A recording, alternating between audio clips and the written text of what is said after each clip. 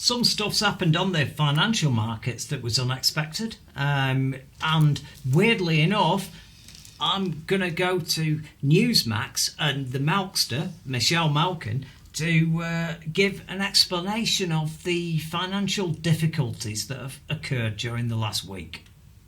The Reddit revolt. It's been a rough year so far for the populist movement. Free speech is not free. Free and fair elections are neither free nor fair.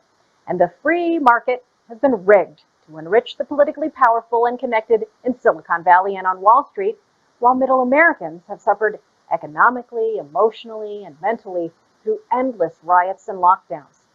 But this week brought a ray of sunshine, a jolt of lightning, actually, from ordinary citizens who upended the financial markets.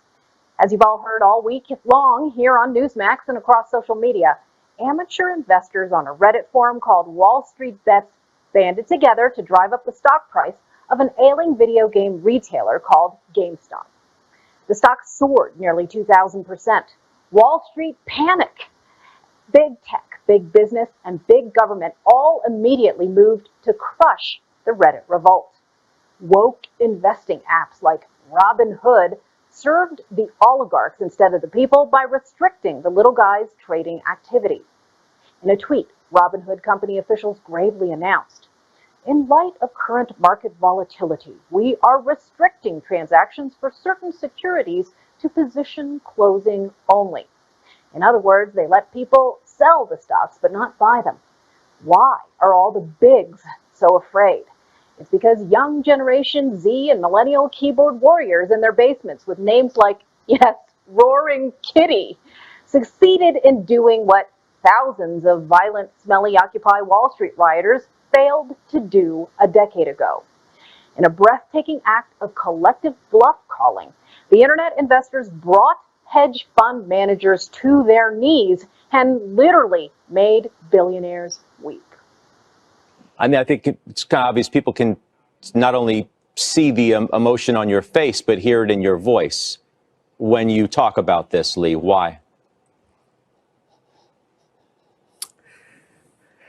I care.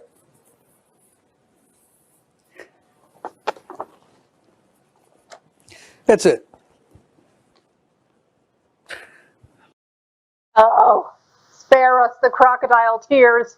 This same bad actor, billionaire hedge fund manager Lee Cooperman of something called Omega Advisors, could barely hide his contempt for the hoi polloi, threatening his protected elitist bubble. Watch this. Doing is people are sitting at home getting the checks from the government, okay, and this fair share is a concept. It's just a way of attacking wealthy people, and I think it's inappropriate. We all got to work together and pull together. Fact check for these foul-mouthed fat cats. Americans aren't sitting in the lap of luxury like they are, and they're not just collecting welfare checks at home because they're lazy.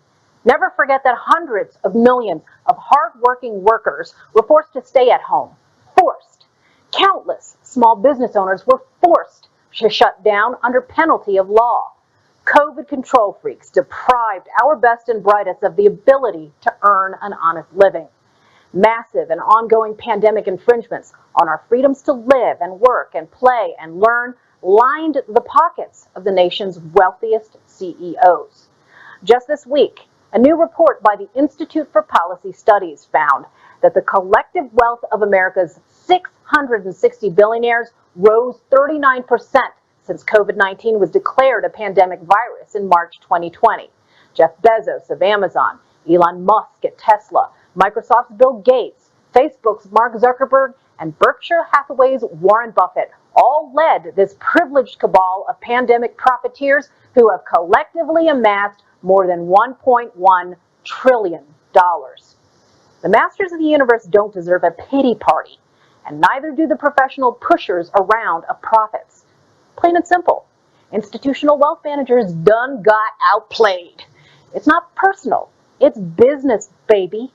But look at the ashen-faced financial journalists who carry water for the billionaires. Now they're worried about motives. real questions, of course, about stock manipulation, about the power of what's taking place on places like Reddit, really what's motivating this type of trading behavior at all. It clearly has nothing to do with the fundamentals of GameStop itself anymore, and much more to do with sort of pop psychology of who's going to be left holding the bag.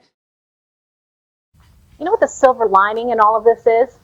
It's that finally the illusion of the free market has been fatally pierced. Well, there you go. What's with you? I agree with her. And you agree with Newsmax? I agree with her, and I where can I go to get fixed? Is there a place I can go and get sorted out? Because I agree with her. Can I just add to this conversation, by the way? Yes. During the last 12 months, all I've known from you is talking about your stocks and shares and investing here and doing there, and a bit of Bitcoin and mining, crypto, cryptocurrency, and it's been just your focus, I would say. and got to protect the company. Is now against you. Protect the company. Got to protect richer the company, and richer. Yeah. Oh, I don't know about that. Wasn't them? Well, it's what you do with it, though. I mean, just because you know how to buy and sell and make money on the markets, it depends what you do with it. If you buy yourself a private island and enrich yourself and become an arsehole, that's fine. Whereas you've watched me use what I've made during this period to protect some of the people that we needed to keep on board and make sure that our lives didn't disintegrate. They're stopping the smaller people down this food chain from being able to do that. Oh, look, I mean, they have done a lot more good with this move. These guys originated from the Wall Street Bets Reddit group, and they were pumping up ideas of which cryptocurrency to support, whatever. Years and years ago, full disclosure, I got involved in Dogecoin, which is the one with the Shih Tzu dog on the coin, and I was making money from that, and I put that money away and used it to fund projects and stuff, and that's it.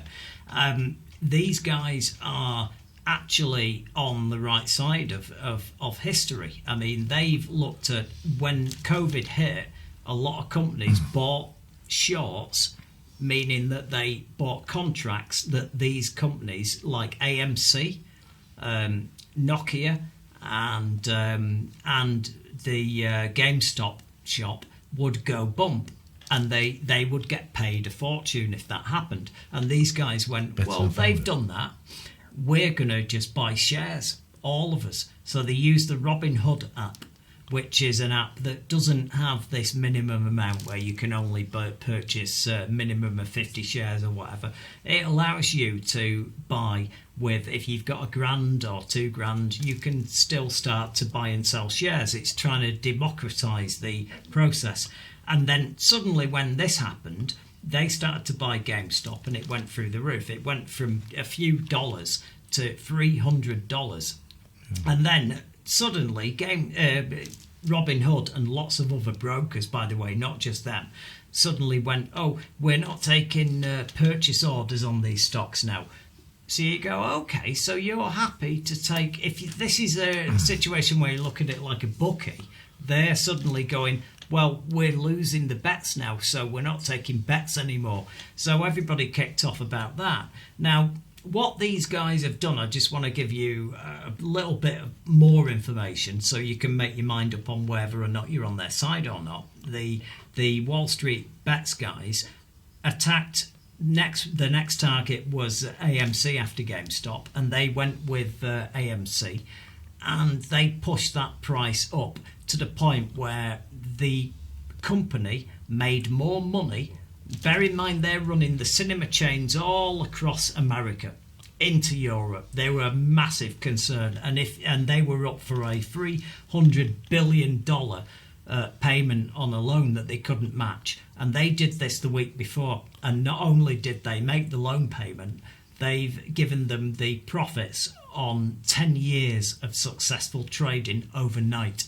So suddenly HBO Max and all these companies that were going, we're going to stream films, we don't need the cinema anymore. Suddenly this cinema chain is one of the wealthiest companies on planet Earth, and they can do whatever the hell they want. They can remain shut now until next year and reopen, and there's no problem. But the beautiful thing that they did was they set up a Bitcoin fund for all the employees of AMC Cinema, all them people sweeping up your popcorn when you've been there being a bellend and dropping it all over the floor. Yeah, they've set up a Bitcoin fund, and all these people have been paid a wage because of these mavericks that have done this. I'm a bit lost still with it all. I don't quite understand how Newsmax will be there supporting the little guy, going against the big guy. So what's Donald Trump got to say about that? And I'm also lost really on the us and them again. You know, how can companies like, well, he's just resigned, hasn't he, Bezos? Step down. The CEO, Step down. As the richest man in the world now.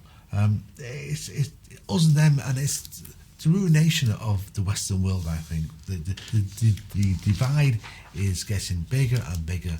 The normal person in a normal job compared to these type of people is just horrendous, and it's getting. We ignore it here in this country, but people like the landlord we talked about before, etc., are just getting richer and richer, and we are just, I don't know, it's another world for me. Well, I don't get it. I don't want to get it, and I think you're guilty of sin as well. But that's another story. And what have I done? Well, I think just curious. I think there's something about how we do business in this world. I run this company as a socialist enterprise, as you well know. I give away stuff I don't need to. I don't take the money that enterprise. I could do. What do you do? What are you supposed to do when you're running a company? I'm trying to do Che Guevara, but with responsibilities, you know. Thank you for watching. I'm impressed. You've passed the IQ test and got this far, so let's press that button to do the last thing that helps us. It's got subscribe on it, you can't miss it, and please ring the bell for notifications of future videos.